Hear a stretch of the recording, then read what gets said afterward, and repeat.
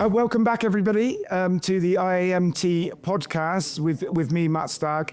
I'm delighted because I'd actually myself asked Doug Triblehorn to come on, who's a VP of Global Sales at Comcast Technology Solutions.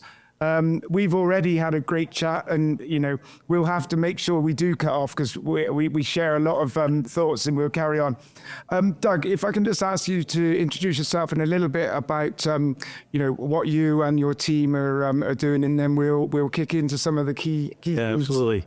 So certainly, my name is Doug Triblehorn. I run global sales for Comcast Technology Solutions. Oddly enough, I've been in the industry 38 years. This is the only industry I've ever known, and of course it evolved quite a bit. Really the benefit in the last 8 years that I've been with Comcast Technology Solutions has been the ability to kind of pull together really a life's worth of work. Because I started out in satellite and fiber, was service provider, moved over into different areas, was very early into streaming, so I've seen the evolution of that. And now here we are today where really there's no such thing as just broadcast and streaming. It's all one thing, or what we're trying to get in terms of technology. And what Comcast Technology Solutions does is we take the technology that's been developed for Comcast itself, and we have a big R&D budget, and we're able to bring that out to our customers and to our partners, tying it together with other third-party best-of-breed companies, and to solve some of the technology challenges that our customers have that maybe they couldn't do otherwise because of budgets, or maybe it just makes more sense. And we've been helping people along the journey to solve some of the technical questions so they can focus on what they need to do best, which is make great content.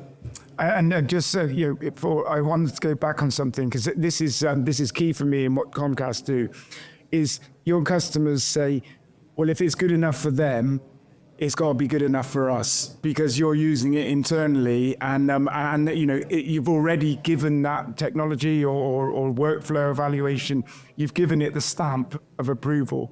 So one thing we're both very keen on, and you sort of touched on, there is no broadcast, no streaming, we don't sit them, but are you seeing difficulty in trying to break down those silos? I know the key concept that you came out with was very good, was ingest once, deliver ever, and I just certainly, and on that. We've evolved that even a little further. A year later, we're ready. Where if you could take one piece of content in this very diverse and ever-evolving ecosystem, and give me a file, and this is what our customers are saying, and then it just goes on from there and hits all the different gates and different protocols and what have you, and then works and is compliant to each of the different devices, that would be the holy grail. Yep. And that's kind of the mission we're on. But we've taken it one step further, and our customer says, that's exactly what I need. And we're said, yeah, but we really need to ingest once and monetize everywhere. Key point. Yeah, and that's, we pay directors, producers, camera operators to create this amazing content, and then sort of struggle it around and move it, and we're losing in some ways, the storytelling aspect of it. I wrote an article on this, and I just called it skin in the feed, where you have one file, one piece of content, fantastically shot, and then you put the skin or the wrap around it for different demographics, for different super fans or casual fans, lean forward, lean back. And a lot of that comes from understanding the data and in the analytics. And this is what I think broadcasters probably do. Sports organizations seem to have not quite cottoned on, or certainly not all of them, of the fan data. And I know you've got some thoughts on that. Yeah, certainly. So we cover 4 different pillars within CTS. We cover operators, content providers, advertisers, and we've established an independent pillar called sports. And of course, that's not new to us. We've been doing tier 1 sports, both master control, live events, lighthouse networks for many, many years. But really the way that the whole industry has evolved, and more so the way culture has evolved, the way that the current generation, and by virtue of that, some of the older guys like myself are starting to equip it with things like vertical video and all the different ways of how we consume it. we're in a position where we have lots of content, not necessarily all sorts of content we want, but how do we find the content we want? And more so, how does our customers, our peers in the industry who are developing content, some of which is archival and some of which is, really quick turn, how do we get them to find their rightful audience? Because it's massive, right? And at the end of the day, there was a time when it was all, how many different endpoints can I hit? And it was just kind of, hit and miss whether you find the person that wants your content. You need the data in order to marry up the best content for the best consumer, because frankly, they have so many choices, even beyond watching television, right? They play Fortnite or they do something else with their social. So data is really, if content is king, data is probably even above that at this point, because without the data, you don't find the right marriage. Yeah, no, and I totally get that. And it also goes to, as we use a behavior, I think as a broadcasting industry, and particularly in sports, we've grown up in a certain way, and these people sort of our age, that's it decision making. And previously, people have sort of said, well, that's okay, because at some point they'll want to watch it like we do. And it's like, that's gone. And so now it needs to be, how do we find what these fans want? How do we engage them in? And especially around sort of Gen Z and Gen Alpha, is there's sort of throwaway comments. It's either, oh, I can do something for them. We'll put it into 18.9 and put it on TikTok. They'll love it. Or it's low attention span. And it's not, if you've seen them play Fortnite, that's not, but it's a forensic filter of that's not relevant because they can move. And I'd be interested in your thoughts. Yeah, so I think you touched on initially as something, and I'm spending a lot of time immersed in it. Yes. Right, because we believe that there's a need to move up the value chain, both upstream and downstream, closer to where the content gets tagged and you get insights into it. And then the elastic nature of delivery of content is, through the cloud has never been more beneficial than before. But, frankly, when we were growing up, at least when I was, most times you would follow a team in a sports franchise because some parent or friend got you into it. And, frankly, it was locked in for life. And even those like myself who root for teams that don't win very often, you stick with them thick and thin.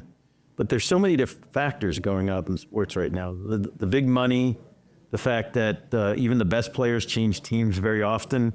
We found a phenomenon in sports where, fans follow players above teams. And yes, you can get a lifetime value. These are real stats that I've come across, about 42 years on the average, if you can lock in a young person before the age of 12. Oh, wow. How do you do that without engaging them on their level? Because some sports don't have as much action as the others. And you mentioned the kind of the nature of the attention span, or the inability for kind of the standard guard. Yes. Trying to find a way to connect with these consumers or these fans.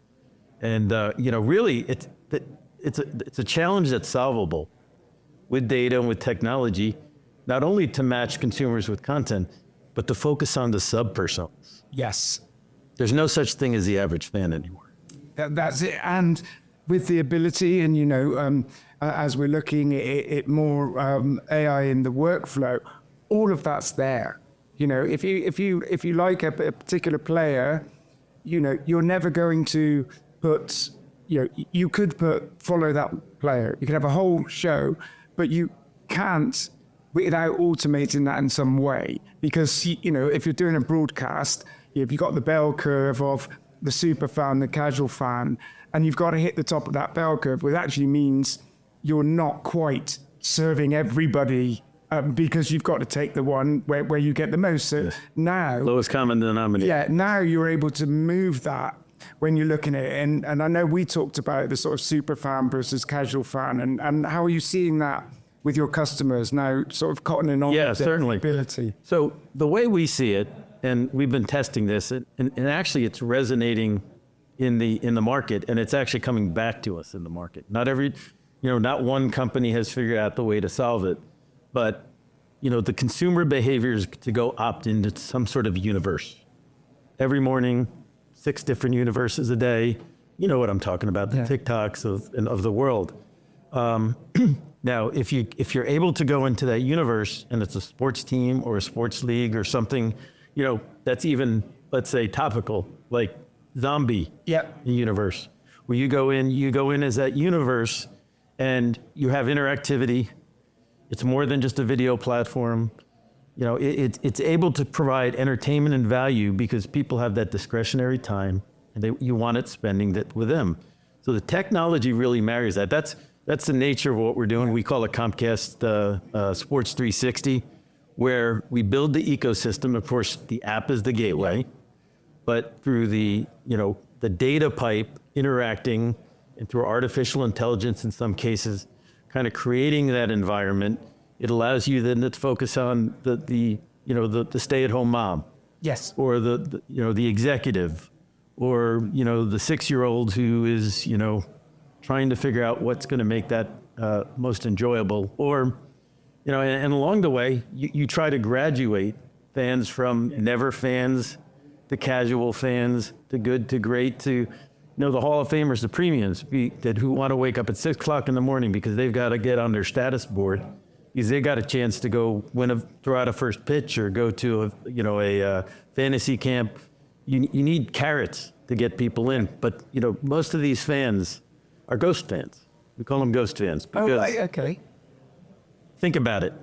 At least the way here in the United States, people buy tickets often. If you're not a regular goer, is you go to a secondhand market like a StubHub or a TickPick. And there's no data associated with that. In fact, most of the teams, or many of them, don't get to keep their data or don't have a relationship with a broker like Ticketmaster where they keep their data. So the fan walks in, and you have a chance to upgrade them. You have a chance to give them an opportunity to really become a next level fan. But they walk in and they walk out, and you lose touch. So think about something like Disney World.